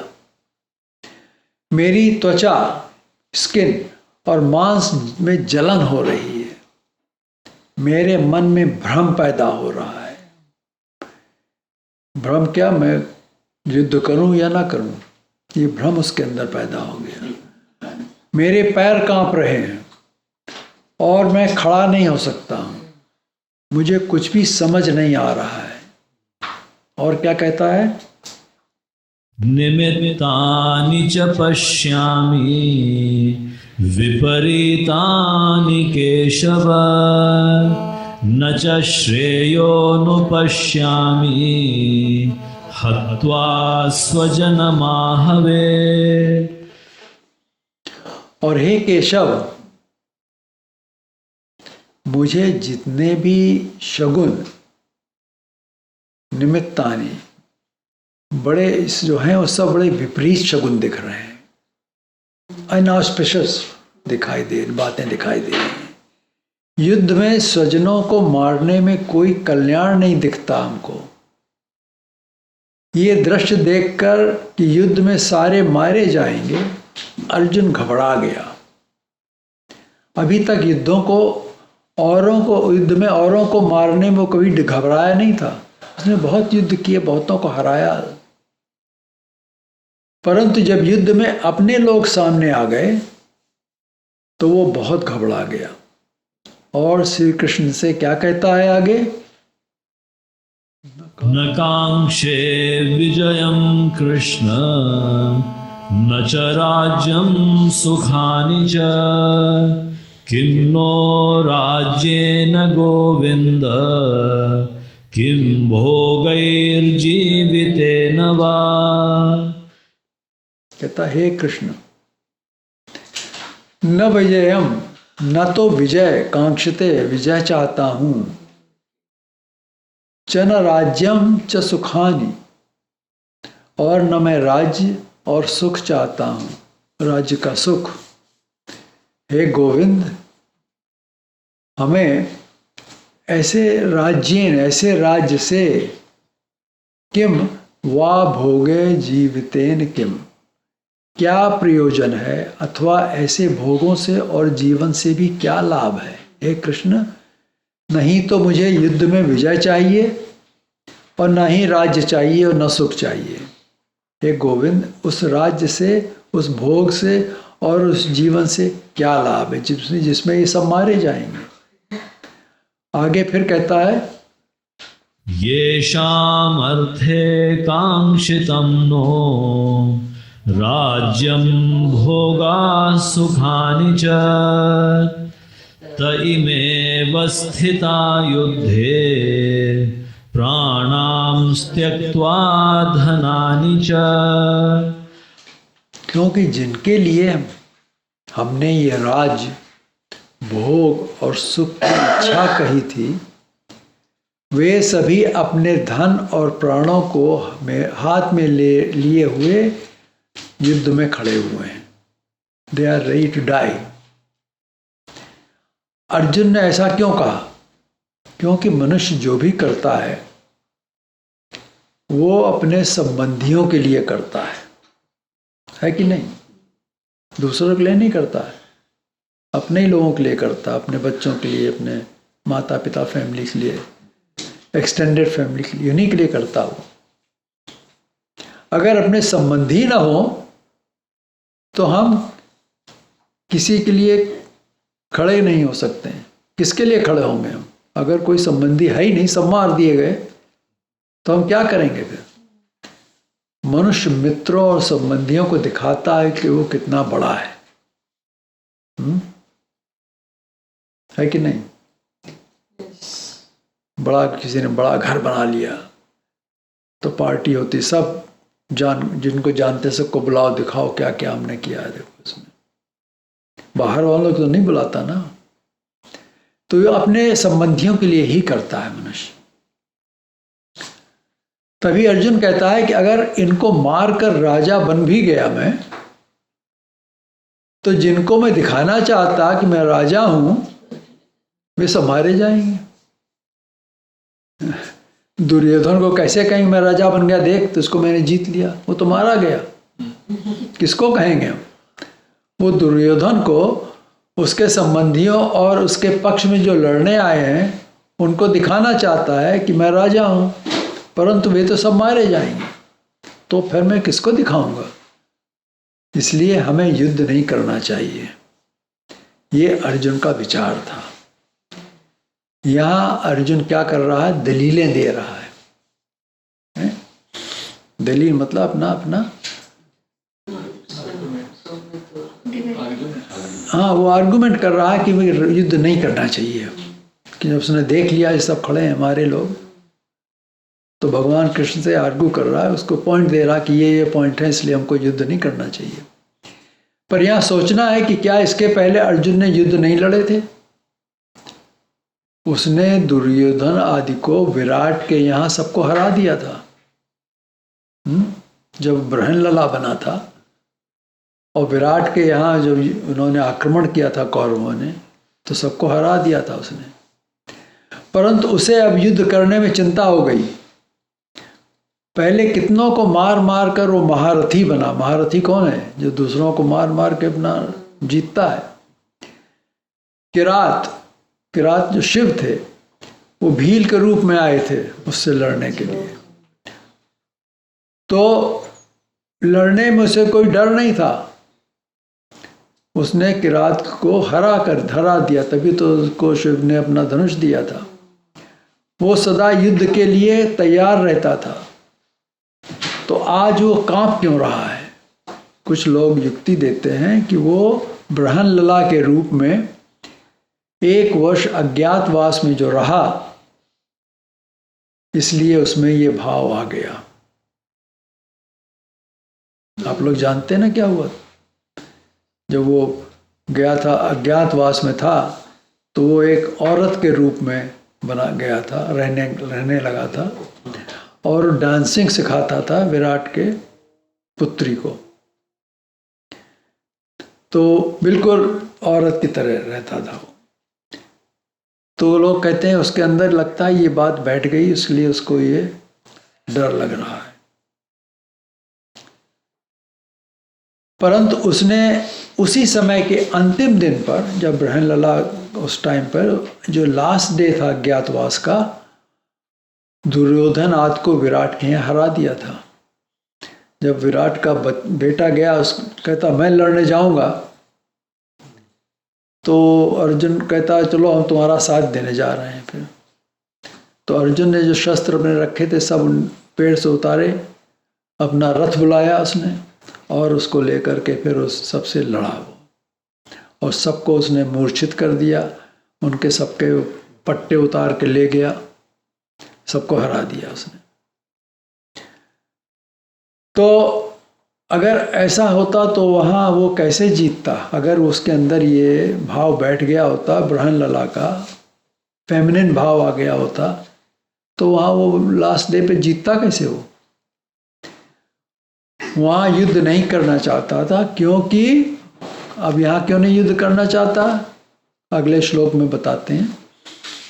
आचार्याः पितरः पुत्राः तथैव च पितामहाः मातुलाः श्वशुराः पौत्राः श्यालाः सम्बन्धिनस्तथा। उसे यहाँ युद्ध में क्या दिखाई दे रहा है? उसे जिन्हें मारना था उनमें से वो किनको देख रहा है? आचार्य, पितर, पुत्र, पितामह, मातुला, कुछ लोग जो उसकी माँ की तरफ से थे, और कुछ लोगों का संबंध ससुर की तरह था, कुछ पौत्र थे, साले थे उसके। अब साले को कैसे मार देगा बताओ भाई? उन सभी व्यक्तियों का किसी न किसी रूप में उसका संबंध था। इसलिए वो कहता है अगले श्लोक में, एतान् न हन्तुमिच्छामि ज्ञतोऽपि मधुसूदन अपि त्रैलोक्यराज्यस्य हेतोः किं नु मही कृते। हे मधुसूदन, मैं इन सबको मारने की इच्छा नहीं रखता हूँ, चाहे ये मुझे मार दें। इस पृथ्वी के राज्य के लिए मैं इन्हें क्यों मारूंगा? अगर मुझे 3 लोगों का राज्य भी मिल जाए तो भी मैं इन्हें मारने के लिए तैयार नहीं हूँ। अब देखिए कितना चेंज आ गया उसके अंदर। अपने लोगों को देख करके उसके अंदर, मन के अंदर चेंज आ गया, दया आ गई। क्या करें हम? यहाँ अर्जुन ने भगवान श्री कृष्ण को जानबूझकर क्या कैसे कहा? मधुसूदन। क्योंकि अर्जुन यहाँ अहिंसा का प्रयोग कर रहा है। अर्जुन कहना चाहता कि मैं इन्हें मारने वाला नहीं हूँ, यद्यपि मेरे में वीर गुण हैं, परंतु मैं मारने को हिंसा समझ रहा हूँ। आपकी क्या कहना? आपने तो कई दैत्यों को मारा है, मधु नाम के दैत्य को मारा, इसलिए आप मधुसूदन कहलाते हैं। आपको दया है ही नहीं, आप तो जिसको चाहे मार देते हैं। चलाया सुदर्शन चक्र, मार दिया। आप तो मधुसूदन हैं, मैं मधुसूदन नहीं बनना चाहता हूं। आगे वो कहता है, निहत्य धार्तराष्ट्रान्नः का प्रीति स्यात् जनार्दन पापमेवाश्रयेदस्मान् हत्वैतानाततायिनः।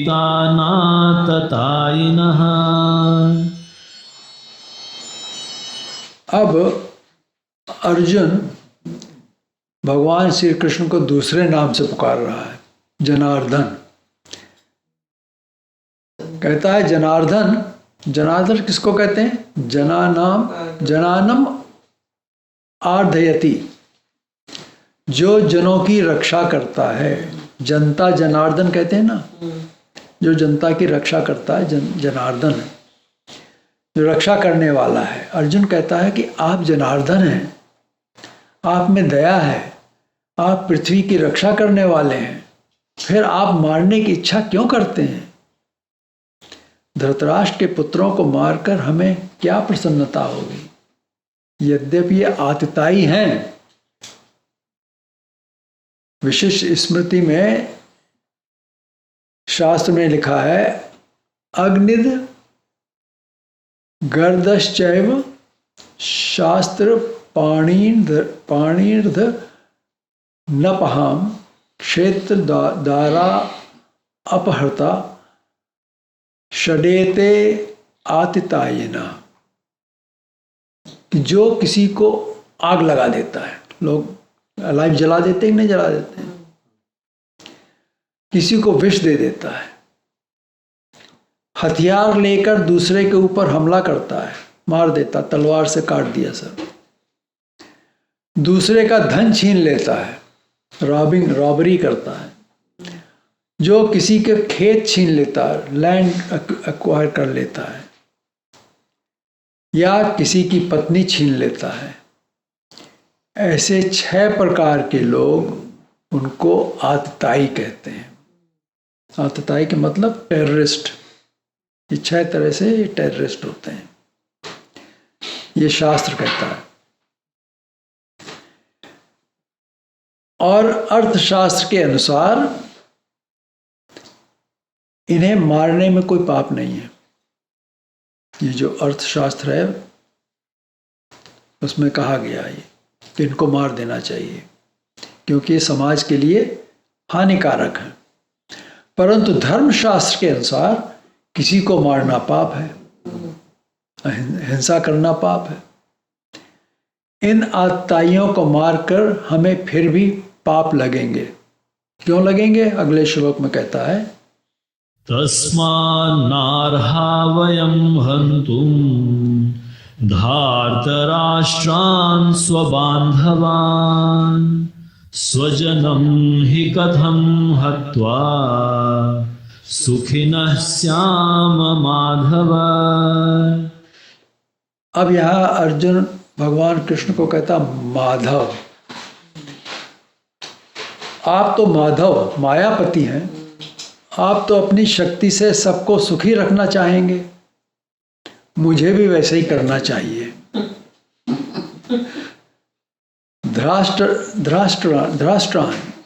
धृतराष्ट्र के पुत्र, स्वबंधवान, जो हमारे बंधु हैं, तस्मात् वयम हंतुम न अर्हा, उन्हें हमें मारना नहीं चाहिए।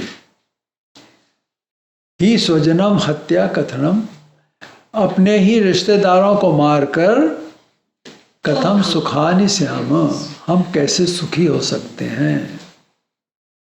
धृतराष्ट्र के जो पुत्र हमारे बंधु हैं, उनको हमें मारना नहीं चाहिए।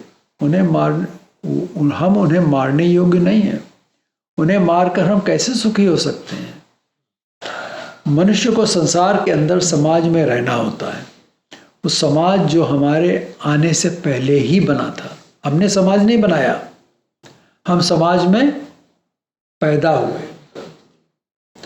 वो समाज जो हमारे लिए पहले से ही चुन लिया गया, उसकी सेवा करना हमारा कर्तव्य है। उसे नष्ट करना नहीं है। समाज और माता पिता हमारे लिए पहले से ही निश्चित हो गए हैं। अब पिता चाहे बुरा लगे अच्छा लगे, वो पिता ही है। माता चाहे सुंदर हो, कुरूप हो, राक्षस है, वो चाहे कैसी भी हो, वो माता है।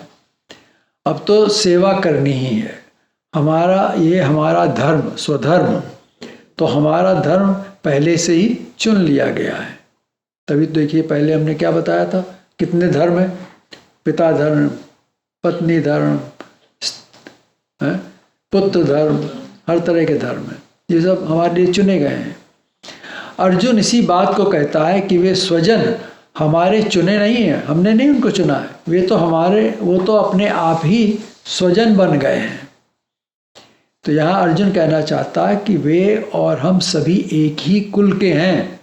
हमारा धर्म कुल की रक्षा करना है। इन्हें मारकर कुलक्षय का पाप लगेगा हमको। मैं ये पाप नहीं करना चाहता हूँ, ऐसा तो मैं सोच रहा हूँ, परंतु ये लोग ऐसा क्यों नहीं सोचते हैं जो हमसे लड़ने के लिए सामने खड़े हुए हैं। हमारी सोच तो ऐसी है, लेकिन ये दुर्योधन की सोच क्यों नहीं ऐसी है। अब अर्जुन अपने इस प्रश्न का उत्तर भी देता है अगले श्लोक में। यद्यप्येते न पश्यन्ति लोभोपहत चेतसः कुलक्षयकृतं दोषं मित्रद्रोहे च पातकम् कथं न ज्ञेयमस्माभिः पापादस्मान् निवर्तितुम् कुलक्षयकृतं दोषं प्रपश्यद्भिर्जनार्दन। यहाँ अर्जुन अपने मन में आई शंका से पैदा हुए प्रश्न का उत्तर स्वयं दे रहा है। वो कैसे दे रहा है? प्रश्न के रूप में भगवान श्री कृष्ण को कहता है। अर्जुन कहता है कि लोभ के कारण इन लोगों का चित्त उपहत अर्थात नष्ट हो गया है। अब हमें ये समझना है चित्त का नष्ट होना क्या है। कहते हैं चित्त नष्ट हो गया, उसका क्या मतलब है? मनुष्य के अंदर अंतःकरण चतुष्टय होता है। ये अंदर ही अंदर काम करता रहता है हर समय। इसमें चार शक्तियां एक दूसरे के पूरक मतलब कॉम्प्लीमेंट्री होती हैं। ये कॉम्प्लीमेंट्री होकर के चारों इकट्ठे काम करती हैं। ये हैं मन, बुद्धि, चित्त और अहंकार। ये एक ही फूल की चार पंखुड़ियां होती, फूल एक ही है। इनमें मन का कार्य है सोचना कि मैं ये करूं या ना करूं। संकल्प विकल्प ये मन की यहीं तक सीमा है। मन इसके आगे नहीं जा सकता है। वो यही सोचता है कि ये करूं या ना करूं, या ये करूं, टू बी और नॉट टू बी, है कि नहीं। इस मन से परे बुद्धि है, उससे ऊपर बुद्धि है जो ये निर्णय देती है, डिसीजन देती है कि तुम क्या करो। मन ने तो सोचा, लेकिन बुद्धि फिर डिसीजन देती है, जज है बुद्धि, ये तुम करो। संकल्प विकल्पात्मको मना निश्चयात्मका बुद्धि मत। तो बुद्धि कहती है कि ऐसा करने से तुमको लाभ होगा, उसके प्रति तर्क देती बुद्धि, फिर आर्गुमेंट देती है कि ये ऐसा करो, ऐसा क्यों करो। और चित्त वो जिसमें वृत्तियां आती रहती, तभी कहा चित्त वृत्ति निरोध योग। एक के बाद एक बात आती रहती है, एक के बाद एक विचार का आना, बनते जाना, ये चित्त की चंचलता है।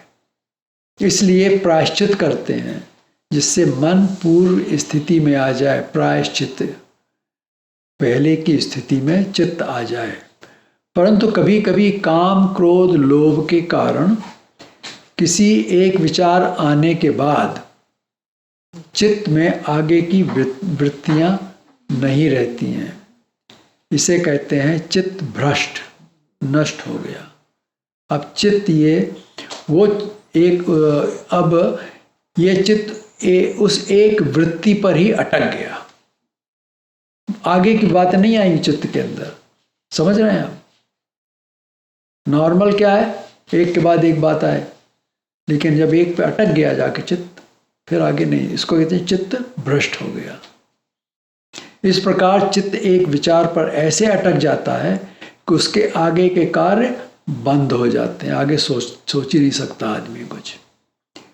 दुर्योधन आदि के लिए अर्जुन यही कह रहा है कि इनके मन में राज्य लेने के लोभ के कारण इनका चित्त भ्रष्ट हो गया, उसी पर अटक गया है। और एते यद्यपि न पश्यन्ति, यद्यपि ये लोग नहीं देखते हैं, क्या नहीं देखते हैं? कुलक्षयं कृतम दोषम मित्रद्रोह च पातकम, कि कुलक्षय करने से जो दोष और मित्रद्रोह से जो पाप होगा वो उसको नहीं देख रहे हैं, क्योंकि उनका चित्त राज्य लेने के लोभ के काम में ही अटक गया है, आगे जा ही नहीं सकता वो। इसलिए वो नहीं सोच रहे हैं, जो हम सोच रहे हैं वो नहीं सोच रहे हैं। हे जनार्दन, जैसे आप सबकी रक्षा करते हैं, मेरी भी इच्छा है कि हम सभी की रक्षा करें। दुर्योधन आदि का चित्त तो लोभ के कारण भ्रष्ट हो गया है, तो भी कुल के क्षय से और मित्रद्रोह के पाप को जानते हुए अस्मात् पापात् निवर्तितुम् अस्मामि कथम न श्रेयम, इस पाप से निवृत्त होने के लिए हमें प्रयत्न क्यों नहीं करना चाहिए? हमारे मन में तो कोई लोभ है ही नहीं, तो हम क्यों न समझे? हमें तो ज्ञान है। अर्जुन इसी बात को लेकर आगे कुलक्षय के लिए उससे क्या दोष होंगे ये बताता है। आज यहीं पर रुक जाते हैं।